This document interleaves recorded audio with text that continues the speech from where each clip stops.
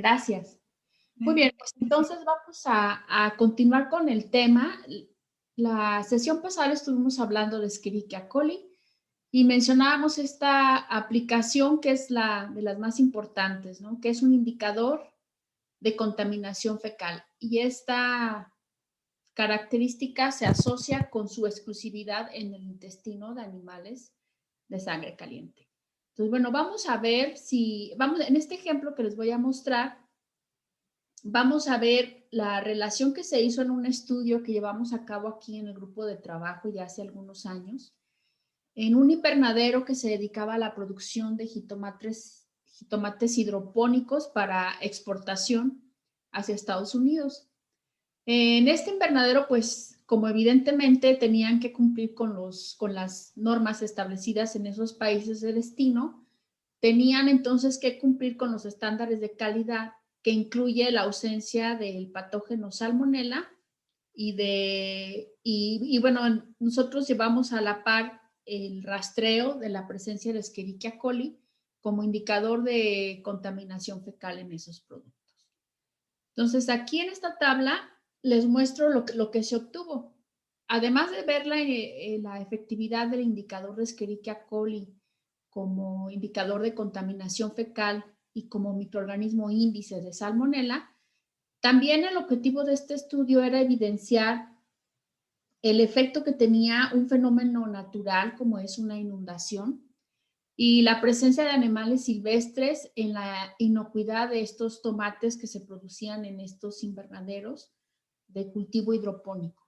Cultivo hidropónico quiere decir que no se cultivan los productos en la tierra directamente, sino que se utilizan macetas que a su vez tienen ciertos materiales, como en este caso era fibra de coco, en la cual se inyectan algunas agujas con solución hidropónica, que es agua con los nutrientes necesarios para que la planta pueda crecer de manera adecuada.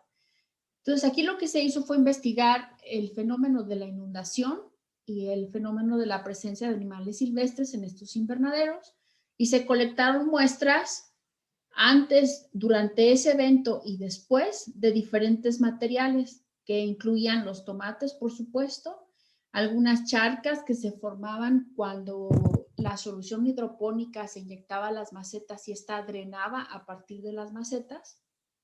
Y bueno, de suelo, zapatos de trabajadores, los empleados que laboraban en esos invernaderos se les entregaban un par de zapatos que a la entrada tenían que cambiarse y a eso les denominaban zapatos de trabajo.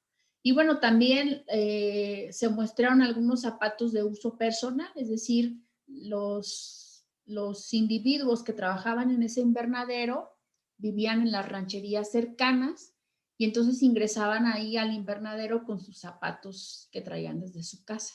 Sin embargo, como eran pues algunos ranchos cercanos a los ambientes de producción de los invernaderos, entonces pues bueno, era evidente que en las suelas de esos zapatos podrían traer contaminación fecal. Y bueno, heces de animales que también se encontraban dentro de los invernaderos en algunos casos, como cuando se investigó el fenómeno de la presencia de estos animales silvestres. Entonces, pues vean, por ejemplo, en particular en el caso de los jitomates, antes de que apareciera, de que se presentara el fenómeno de la inundación, la prevalencia de este patógeno era de 1.8. Es decir, 2 de 110 muestras que se analizaron tenían presencia de Salmonella y Escherichia coli se encontraba en el 2.7. Cuando ocurrió la inundación, pues era prácticamente imposible ingresar a esos invernaderos, entonces se colectaron solamente algunas muestras. Sin embargo, a pesar del bajo número de muestras, como fue en el caso de las que se muestraron para buscar Escherichia coli, se tomaron 4 muestras de jitomate, 4 jitomates, y en 2 de ellos, es decir, en el 50%, se encontró la presencia de Escherichia coli. Y bueno, una vez que pasó la inundación, que ya se pudo entrar a los invernaderos, que estaban relativamente secos los suelos, vean cómo estuvo ya la prevalencia de ambos microorganismos. ¿Sí? De 1.8 subió hasta 9.4 en el caso de Salmonella y de 2.7 hasta 18.8. Aquí podemos ver claramente cómo el hecho de que aparezcan este tipo de fenómenos naturales puede disparar la presencia de estos microorganismos en los ambientes. Y bueno, ya haciendo un poquito de investigación de qué pasaba en el entorno de estos invernaderos, pues nos dimos cuenta que de ahí cercanos a los invernaderos existían algunas granjas de pollos. Por tanto, la materia fecal que estaba en esos ambientes de las granjas, pues se diseminó a través del agua hacia el interior de los invernaderos. Y podemos ver cómo en otros casos también, por ejemplo, en el caso de encharcamientos que se formaban dentro de los invernaderos, también se detectó la presencia de salmonela. Vean, por ejemplo, ya cuando estaba activa la inundación, en el 57.1% del agua que estaba en los pasillos de los invernaderos tenía salmonela. Y bueno, en el caso de Escherichia coli, en el 100% de los casos. Después de la inundación, pues ya no encontramos salmonela en esas muestras que se tomaron de esos charcos. Sin embargo, sí se detectó la presencia de E. coli. Entonces, aquí podemos ver cómo este mismo comportamiento se siguió en los otros materiales. Por ejemplo, aquí en los zapatos de los trabajadores, vean qué interesante es esto. No se encontraba salmonela. Durante la inundación se encontró en el 25% de las muestras y después de la inundación en el 11.1%. Y bueno, pues para Escherichia coli también se observó una tendencia similar. Entonces aquí podemos ver con claridad cómo el uso de zapatos contaminados, ¿verdad?, puede diseminar la contaminación al interior de estos ambientes. De ahí la importancia de contar con estos tapetes sanitarios que ahora son tan comunes en nuestra vida, ¿verdad? Y este tipo de tapetes sanitarios se tienen como parte de las buenas prácticas agrícolas y de las buenas prácticas de manufactura dentro de los ambientes de producción de alimentos. Bueno, ¿y qué pasó cuando se encontraba la presencia de estos animales salvajes o silvestres? ¿Sí? Estos eran tlacuaches, que son muy propios de la zona de aquí de Querétaro. Y bueno, podemos ver que más o menos se observó la misma tendencia que en el caso de la inundación. Antes de que empezaran a aparecer estos animales, la prevalencia de salmonela era de 3.3, subió hasta 10.4 cuando era evidente que estos animales lograban acceder al interior de los invernaderos y posteriormente que se tomaron algunas acciones para evitar la entrada, es decir, se colocaron algunas trampas, se reforzaron las paredes de plástico de los invernaderos e inclusive en algunos de ellos se empezaron a construir pequeñas bardas en el perímetro del invernadero para evitar que los tlacuaches pues hicieran hoyos y lograran introducirse al interior. Entonces, bueno, esto es muy claro cómo podemos usar tanto revelar, ¿verdad? Mejor dicho, la presencia de salmonela, que es un patógeno de origen entérico, y cómo también podemos asociar el riesgo que prevalece en un ambiente determinado si buscamos un indicador de contaminación fecal. Ambos entonces comparten un mismo hábitat, que es el tracto gastrointestinal. Y bueno, aquí este ejemplo, esta serie de estudios que hicimos en estos ambientes de producción de jitomates hidropónicos me parece que ilustran de una manera muy clara la aplicación que se puede hacer de los microorganismos indicadores, siempre y cuando, bueno, tengan un buen enfoque. Otro de los grupos indicadores que son de uso muy rutinario en la industria de alimentos son los hongos y las levaduras. Y bueno, como recordaremos, ¿verdad? A diferencia de las bacterias que hemos visto anteriormente, pues los hongos y las levaduras son células eucariotas, son aerobios estrictos y van a producir micelio y esporas, ¿sí? Como los que vemos aquí en esta placa. Son de amplia distribución en la naturaleza y tienen esta característica de tolerar ambientes que presentan altos contenidos de azúcares. De ahí entonces que son importantes deterioradores, por ejemplo, en mermeladas, en algunos néctares que se utilizan para la producción de jugos, algunos jarabes también pueden estar presentes en algunas salsas, ¿verdad? Porque también son capaces de resistir la presencia de elevadas concentraciones de sales, no solo de azúcares. Entonces, pues bueno, estos son los hongos y a los hongos técnicamente se les va a definir como aquellos microorganismos que logran desarrollar en este medio, que es agar papa dextrosa, APD, después de 3 a 5 días de incubación a 25 grados centígrados. ¿Sí? Y esta incubación, aunque aquí no lo diga, pues es necesariamente en condiciones de aerobiosis, ya que los hongos y las levaduras pues son aerobios estrictos. De tal manera que si nosotros encontramos, por ejemplo, la presencia de hongos en un alimento que teóricamente está envasado en anaerobiosis, eso inmediatamente nos haría suponer que esta condición de anaerobiosis dentro del empaque pues se ha roto, ¿verdad? Porque los hongos fueron capaces de desarrollar ahí. ¿Qué aplicaciones le vamos a dar? Bueno, pues son utilizados en primer término para la producción de alimentos, es decir, algunos cultivos iniciadores están basados en hongos y en levaduras, ¿verdad? Para elaborar alimentos fermentados. Y bueno, también son agentes de deterioro, como ya lo estaba mencionando. Son agentes de deterioro, se asocia mucho con la vida de anaquel de los productos, particularmente si encontramos una mayor cantidad de hongos que de levaduras. Si los hongos forzosamente van a tener esta producción de micelio, mientras que las levaduras tienen una morfología muy parecida a la de las bacterias, como la que vemos aquí, es decir, son colonias redondas que no presentan micelio, con bordes bien definidos, un poco grandes, ¿verdad? Y bueno, la presencia de levadura se ha visto, por ejemplo, en un alimento. Si yo cuento hongos y levaduras, que una recomendación muy importante es poder diferenciar los hongos de las levaduras.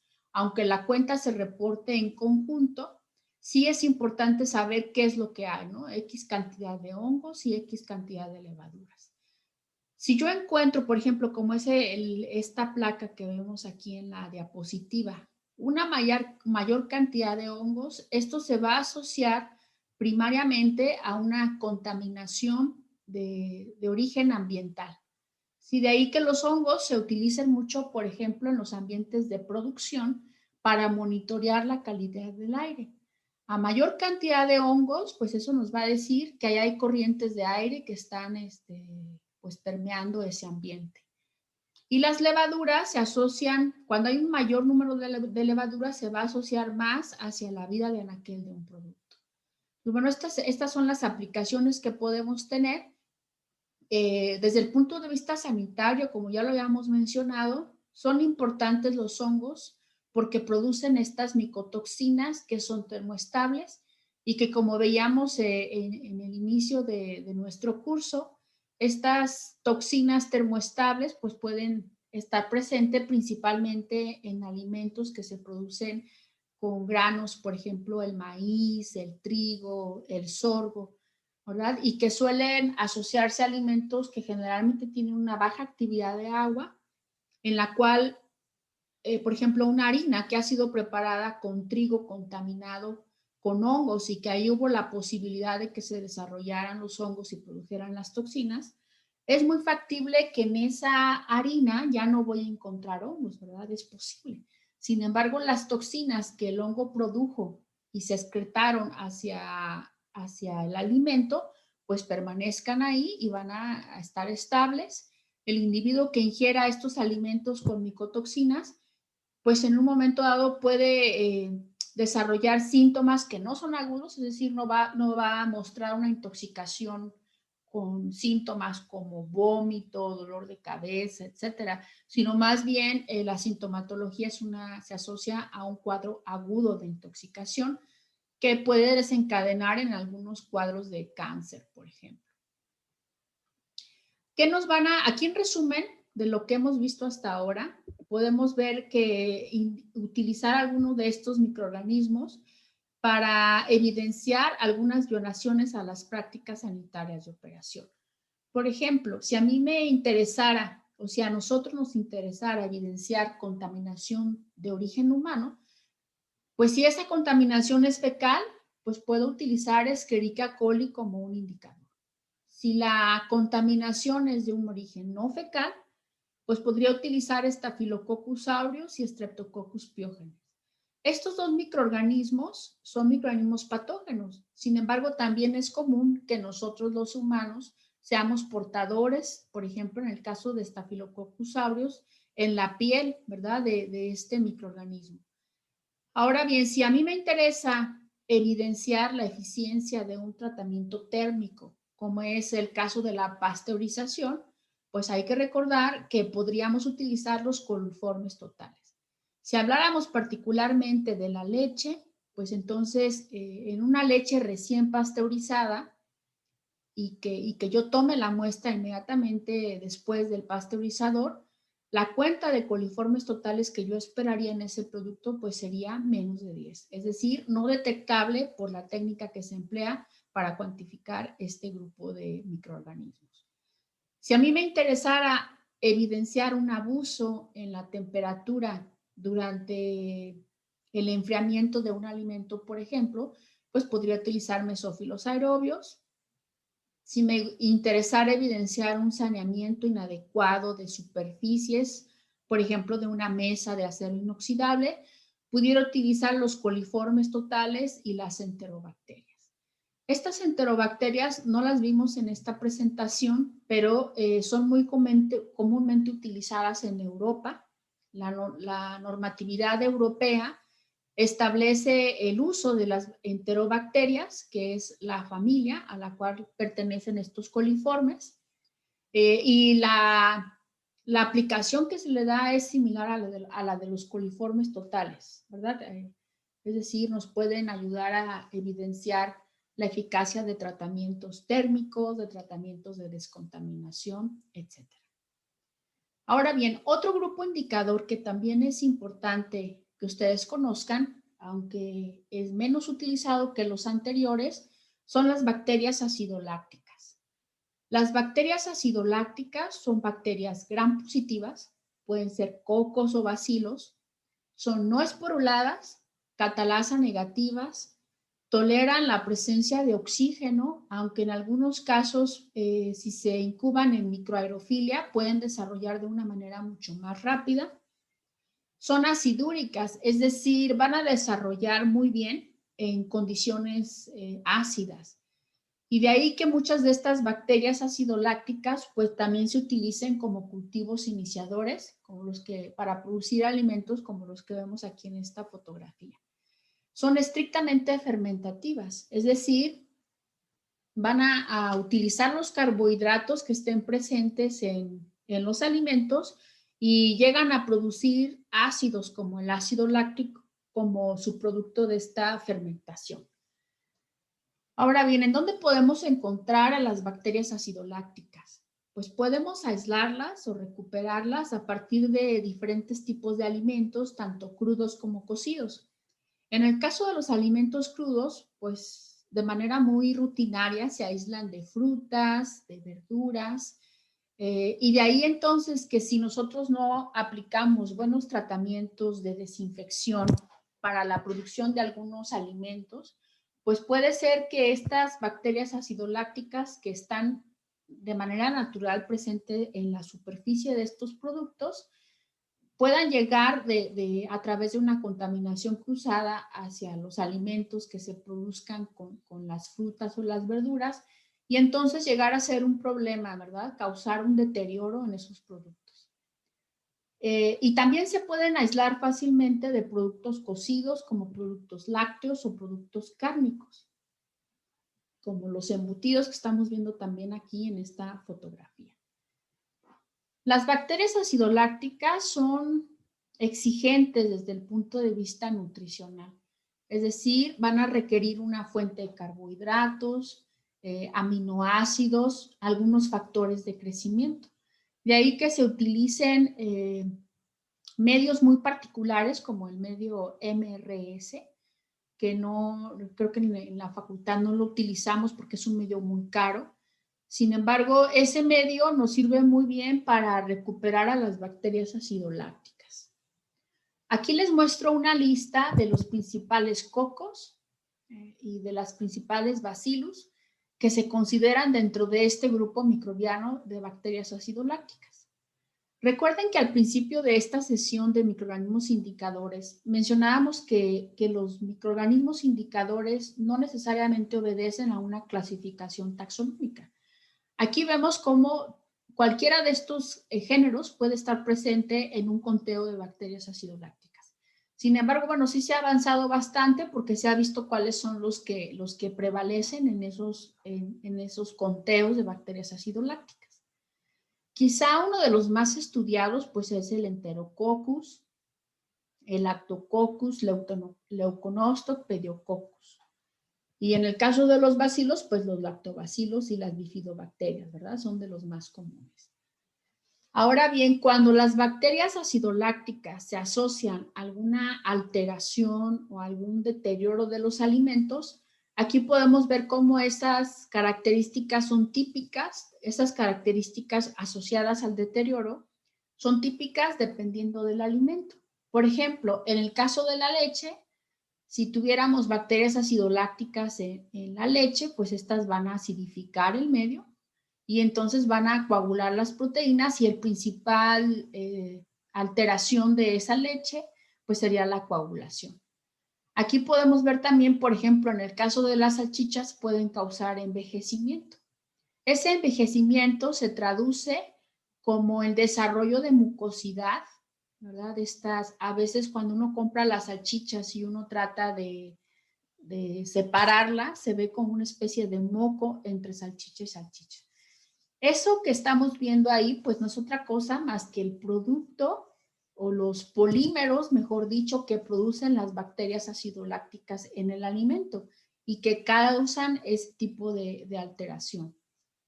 En algunas carnes pueden causar agriado, en las verduras, ¿verdad? Pueden llegar, como fermentan los azúcares que están presentes en las verduras, pues llegan a causar gasificación.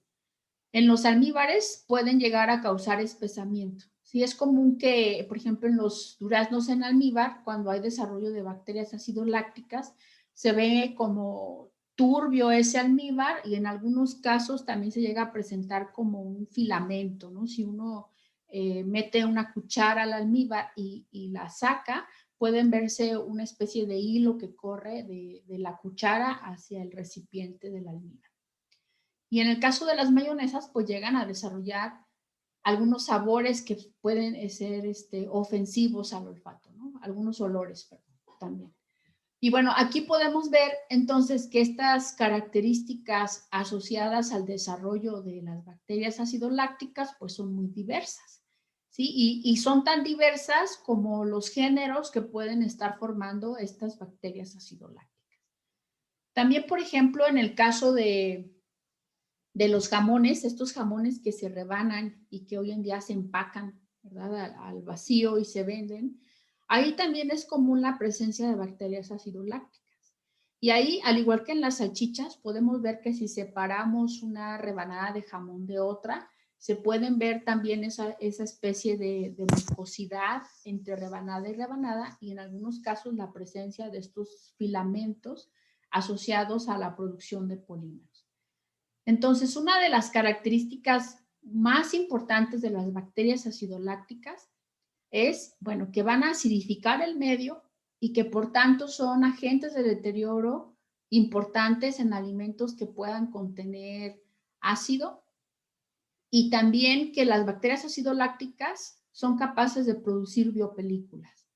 Estas biopelículas, como ya lo hemos mencionado en algunas sesiones, pues son matrices poliméricas que producen estos microorganismos y que excretan al ambiente y que sirven como una red tridimensional, por así decirlo, en el cual las bacterias se van incorporando.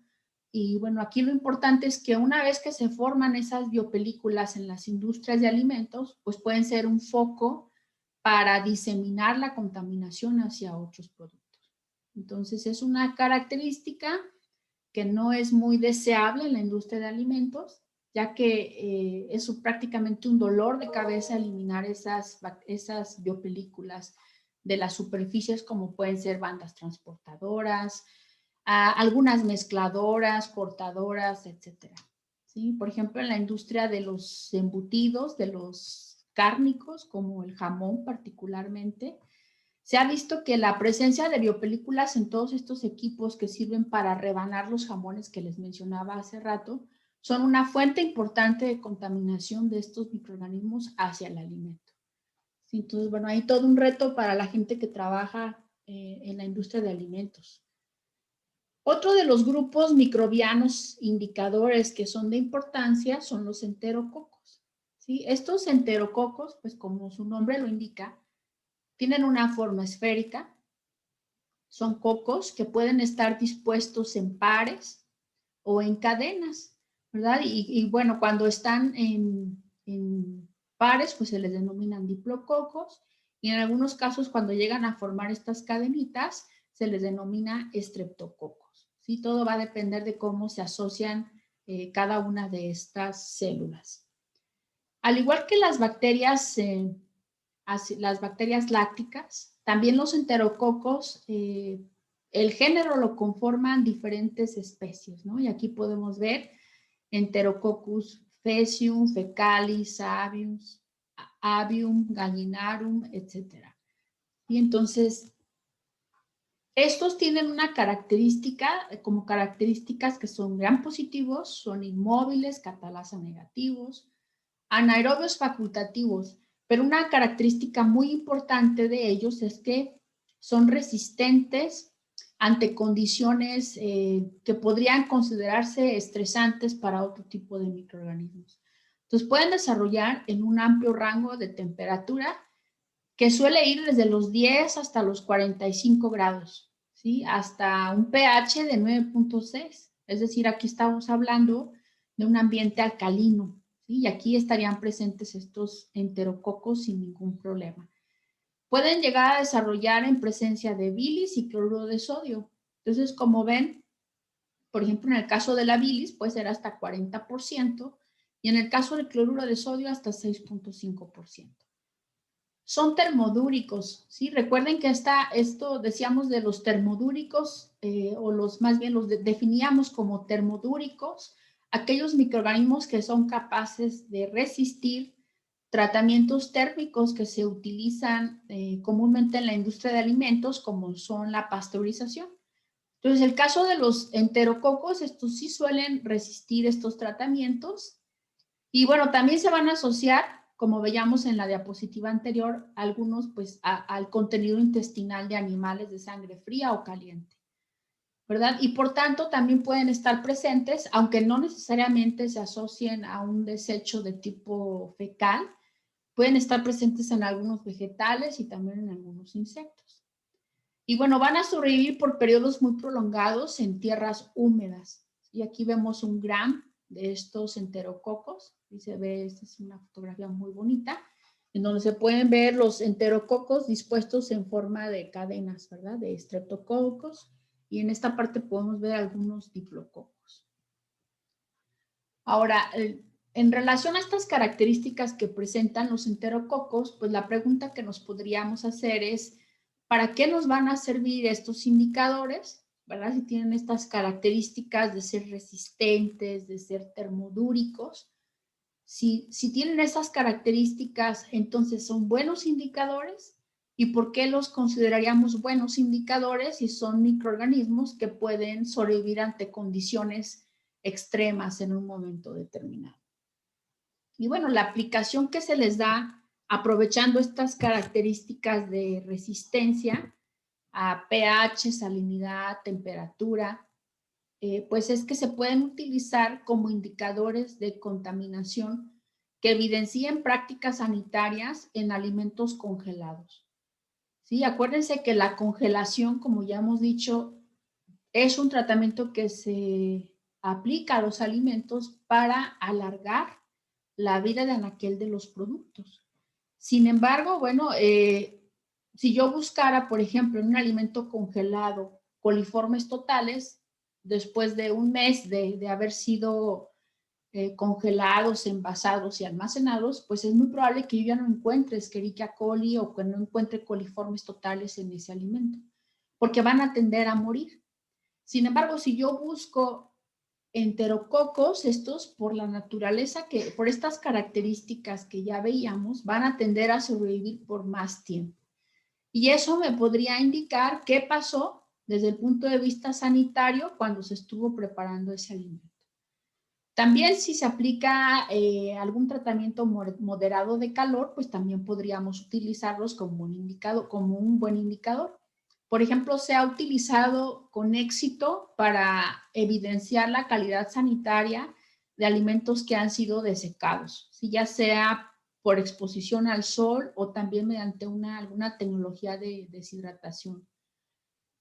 Y bueno, en ostiones, al igual que los coliformes fecales, se han usado y se ha visto que son eficaces para evidenciar contaminación fecal, por las mismas razones que ya platicábamos, ¿no? En los ostiones en relación a los coliformes fecales. Entonces, bueno, este es un grupo indicador que no es común, pero que la gente que se dedica a la producción de este tipo de alimentos deshidratados, congelados, algunas harinas también, es un grupo que puede ser de mucha utilidad. Y bueno, finalmente en este esquema les muestro esta relación que existe entre los indicadores de los que platicamos, ¿no? Al menos de los más comunes, que son las bacterias acidolácticas que vemos aquí en este círculo verde un poquito más fuerte. Este esquema me gusta porque nos deja ver de manera muy clara cuál es la relación que tienen unos con otros y por tanto, si yo mando a analizar un alimento, cuáles son los conteos que yo esperaría obtener en ese alimento para considerarlo de buena o mala calidad y sobre todo para poder decidir o para poder tener una opinión de si el resultado que me está enviando el laboratorio es adecuado o no. Entonces, vean, por ejemplo, si yo mando a analizar un alimento y cuento bacterias mesófilas aerobias, ¿qué puedo esperar? Y si mando contar todos estos indicadores, ¿qué puedo esperar? Pues puedo esperar que si yo busco enterobacterias, por ejemplo, las enterobacterias siempre van a estar incluidas dentro de este grupo de bacterias mesófilas aerobias. Ajá. No puedo tener un número mayor de enterobacterias que el de las bacterias mesófilas aerobias. El número de este microorganismo o de este grupo puede ser igual o menor al de las bacterias mesófilas aerobias. Y lo mismo ocurre con los coliformes totales. Los coliformes totales están contenidos dentro del grupo de las enterobacterias. Puede ser que este grupo o que esta línea amarilla se pueda desplazar hasta acá y entonces todas las enterobacterias sean coliformes. Lo mismo ocurre con los coliformes fecales. Puedo tener el mismo, todos los coliformes totales pueden ser fecales, ¿verdad? Porque esta línea la puedo recorrer hasta acá. Pero si yo cuento esta cantidad de coliformes totales y de coliformes total fecales me da esta cantidad, entonces hubo un error en la técnica. Y la misma situación aplica para el caso de Escherichia coli en relación a todos los demás indicadores. ¿Sí? Por eso decíamos en un inicio de esta sesión que a las bacterias mesófilas aerobias se les considera o también se les denomina, mejor dicho, como cuenta total. Es decir, la cuenta de microorganismos que puede existir en un alimento, con todas las reservas que eso puede tener, ¿sí? Y cuando hablamos sobre todo de un ambiente aerobio de incubación. Entonces, bueno, esto me parece muy ilustrativo.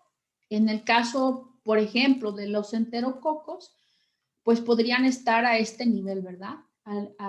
Podrían utilizarse como un indicador de contaminación fecal, es decir, en lugar de los coliformes fecales y de Escherichia coli, particularmente de Escherichia coli, pero no con ese grado de exclusividad, en algunos alimentos que, como ya mencioné, son alimentos que pueden estar expuestos o sometidos a condiciones de estrés mucho más grandes, ¿no? Como en el caso de los alimentos deshidratados o congelados.